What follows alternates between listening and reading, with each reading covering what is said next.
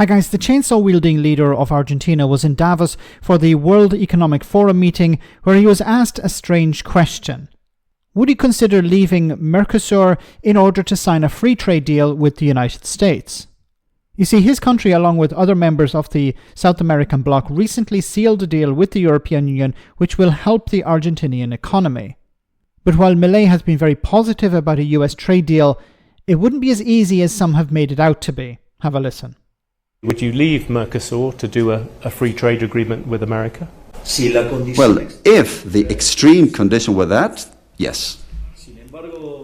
However, there are mechanisms that can be used even being within Mercosur. So we think that it can be done without necessarily having to leave Mercosur. Okay, so is it necessary for Argentina to leave Mercosur, that bloc, in order to do a trade deal with the US? Well, he's right. Technically, it's not necessary. There are mechanisms within it. It comes down to standards. So the EU set a number of standards, and when Mercosur signed that trade deal, that agreement some time ago, recently actually, it means that Mercosur will follow EU standards.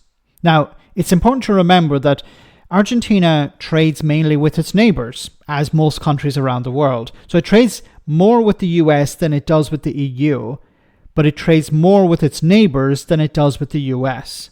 So if the other members of Mercosur say, look, we want to maintain a good relationship with the European Union, we want to follow EU standards, and Argentina says, I don't want to do that, then it risks being kicked out, because the other members of Mercosur are not going to go along with Argentina diverging from these standards.